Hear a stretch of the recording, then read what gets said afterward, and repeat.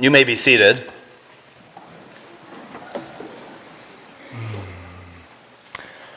We come to Sunday with prophets on the mind. Martin Luther King Jr. is ostensibly one of those. He is one of those prophets.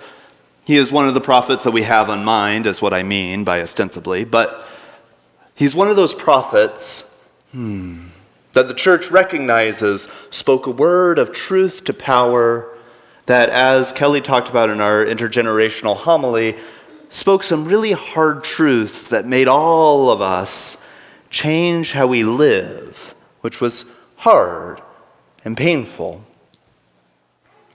We'll learn more, this is my quick plug, we'll learn more about Martin Luther King at the coffee hour time after this service, where Lisa McNair, our guest speaker, will be sharing, and I hope you come and join there. We also think about prophets with that gospel reading we just heard as Jesus speaks these lines that are from the prophet, another prophet, Isaiah. And then I think many of us come here on Sunday having heard on repeat over and over again the words of Bishop Buddy. And so we have yet a fourth prophet who's sitting in the room with us as we come to church and think about God. And so prophets are on the mind. And if prophets are on the mind, let's start at the foundational level. I am the director of formation, after all. Let's start at the foundational level, which is, what is a prophet? Because I think there's a lot of misconceptions of what prophets are and are not. Prophets are not miracle workers.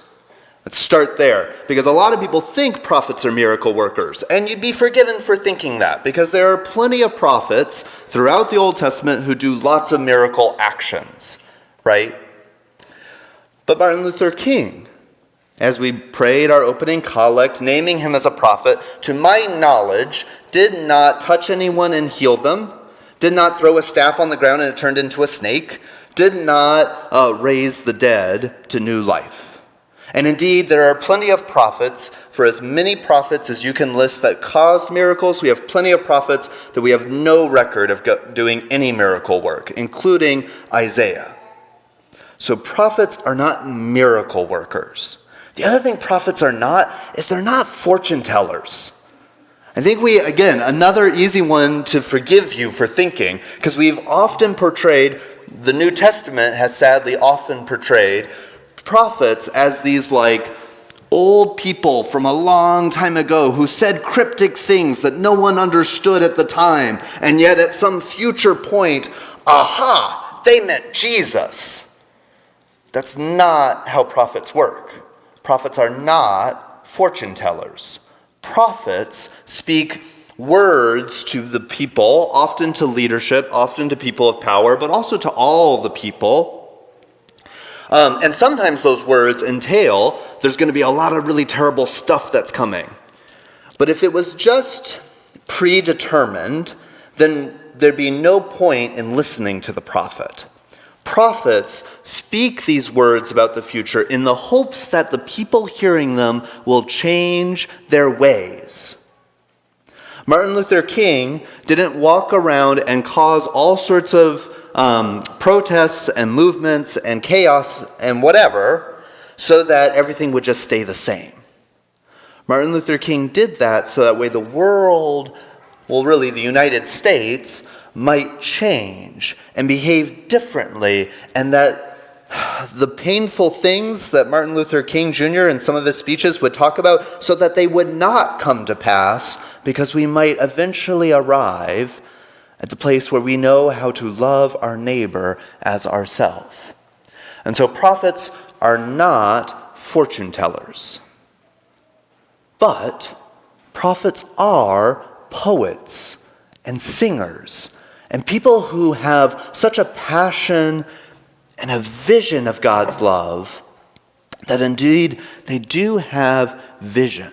Prophets, as I mentioned, often hold people who hold power accountable.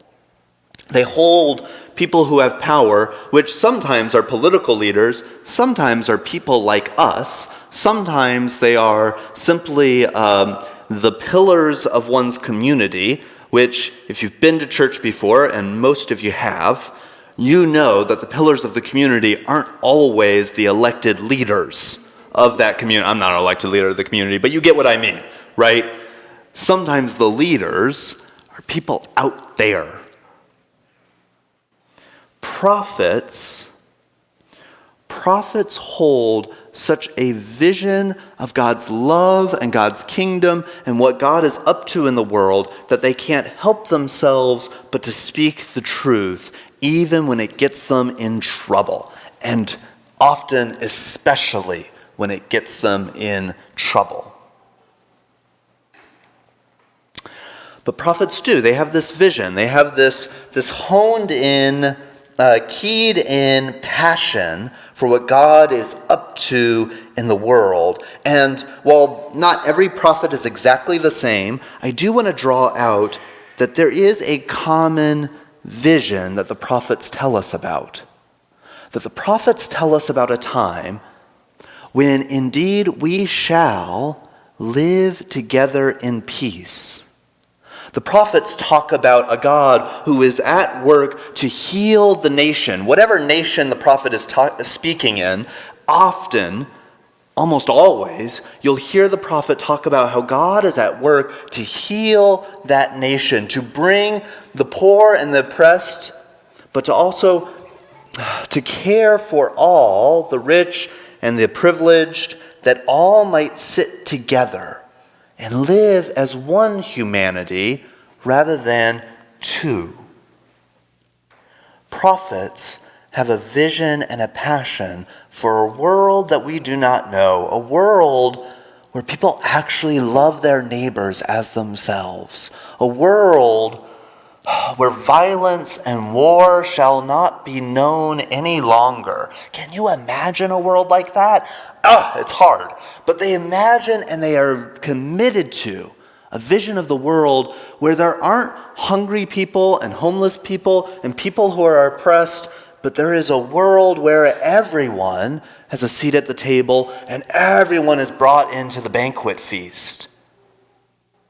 And that vision we see in the words of all four of our prophets we have in the room today. We hear Martin Luther King Jr. in his I Have a Dream speech. I have a dream that the sons of former slaves and the sons of former slave owners will be able to sit down together at the table of brotherhood.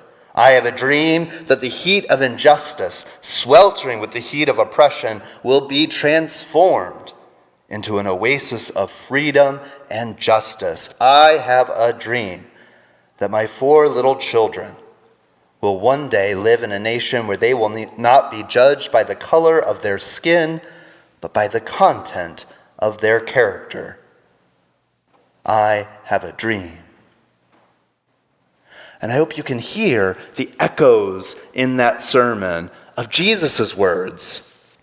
The Spirit of the Lord is upon me, because he has anointed me to proclaim good news to the poor. He has sent me to proclaim freedom for the prisoners and recovery of sight to the blind, to set the oppressed free. And indeed, Jesus, in those lines, is quoting Isaiah, a great prophet, and Isaiah talks endlessly about that mountain, that same mountain that Martin Luther King says that, the children of the slaves and the children of the slave owners will come to this mountain and they will sit at one table of brotherhood. Here, Isaiah, the wolf shall lie with the lamb. They will not hurt or destroy on all my holy mountain, for the earth will be full of the knowledge of the Lord as the waters cover the sea. On this mountain the Lord will make for all peoples a feast of rich food.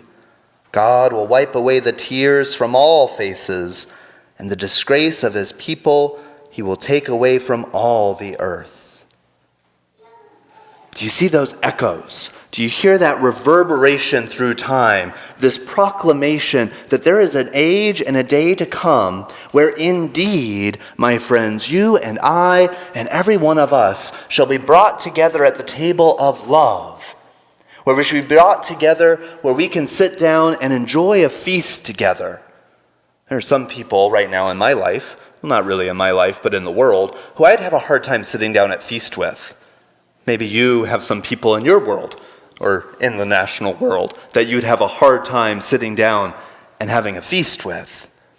But the vision that the prophets declare is this vision that indeed God is at work to bring all people reconciled together as one humanity. And I think we hear that same vision at play in Bishop Buddy's sermon when she spoke and said, unity is a way of being with one another that encompasses and respects our differences. Unity teaches us to hold multiple perspectives and life experiences as valid and worthy of respect. Unity enables us to genuinely care for one another even when we disagree. And unity requires that we honor the dignity of every human being, which is the birthright of all people as children of our one God.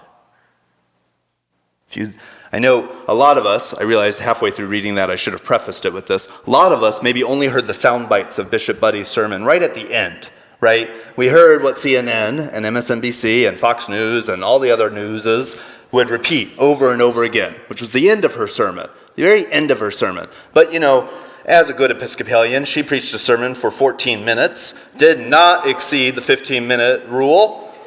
I don't always follow that rule, I'm sorry. But, and so we just catch the last 2 minutes or something of her sermon. So I wanted to back you up and give you a section other than that you might have heard that she spoke to that crowd that is easily available on any YouTube channel you want to go to. I'm a millennial. I'm aware that joke makes no sense if you know how YouTube works. That's fine.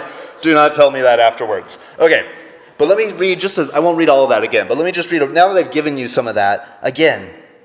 Unity enables us to genuinely care for one another even when we disagree. And unity requires that we honor the dignity of every human being, which is the birthright of all people as children of our one God. Do you hear that echo through history? We have Isaiah talking about a mountain where the wolf and the lamb, he uses those, they had the same connotations of what wolves are like that we have about wolves are like. Wolves are conniving, they're bloodthirsty, they kill the innocent, all those things. Yeah, the wolf and the lamb, yes, all the same metaphor. The weak, the poor, the oppressed, the people who don't have a lot of power or say, right, will sit down together at this table, and they shall not harm each other any longer. And that there will be a feast prepared on this mountain where all people can gather and eat at that feast. And then Jesus takes that forward and talks about that there is a day coming. Indeed, he says, which is a little baffling, and I'm not going to cover it in my sermon, but that this day has come and has been fulfilled in your hearing. I don't know about that. But, that indeed the Spirit of the Lord God is upon me, and the oppressed shall be set free. And then Martin Luther King talking about that mountain where the children of slaves and the children of slave owners can sit down together at the table of brotherhood. Do you hear the vision that Bishop Buddy also shares, that indeed a day might come where we might actually practice true unity, not unity that's just I'm too exhausted to fight any longer, so this is the unity at the Thanksgiving table. I'm tired of fighting with my uncle, cousin, aunt, etc. And so, it's fine. It's fine. You're right. It's fine. It's not that kind of unity. It's a unity where indeed all are respected as true children of God that we are. And then Bishop Buddy, like every prophet before her, then gave us that warning. One warning she gave, I'll read, is here. We are most dangerous to ourselves and others when we are persuaded that we are absolutely right and someone else is absolutely wrong. Because then we are just a few steps away from labeling ourselves as the good people versus the bad people. Let me read that one again. Because then we are just a few steps away from labeling ourselves as the good people versus the bad people. The truth is that we are all people, all capable of good and bad. The line between good and evil does not pass through states, nor does it pass through classes, nor does it pass between political parties, but through every single human heart. We are more like one another than we realize, and we need each other. For me, that was the most chilling part of Bishop Buddy's sermon. That apparently is going to come out. I was trying not to. That and the part where she says, the culture of contempt, which has become normalized in our culture, threatens to destroy us. The culture of contempt that has become normalized in our culture threatens to destroy us. I think she's exactly right about that. We have lived in a culture of contempt. I have participated in it. Some of you, I'm sure, have participated in it. I won't mention it right now. We'll be more respectful than that. You don't have to raise your hands. But that's what prophets do. They have this searing, big vision of the beautiful world that God is at work to draw us all into. That again, God wants to bring us all to the table where we might love one another. The feast where the lamb and the wolf can actually sit down together and not devour one another. The banquet in which every human being is honored as a full child of God that they are from birth. And to get there means we have to take a hard look at where we are now and what we are doing. Not what we are doing meaning, not any of us here, don't worry. All those we's out there. No, not the we's out there. The we's in here, the we's sitting in the pew next to you, the we who is me. Me. What am I doing? Do I believe in that vision? Do I believe in the vision? Let's even start there. Do I believe in the vision that the prophets hold for, millennia, but even long, I don't know a word that's bigger than millennia. That the prophets have held for millennia. That indeed there is a day coming where we shall know what it is to love our neighbor as ourselves. Do we even believe in the vision? Do we live our lives such that that vision might be the world we live in? Those are the questions that the prophets leave us and ask us and haunt us with.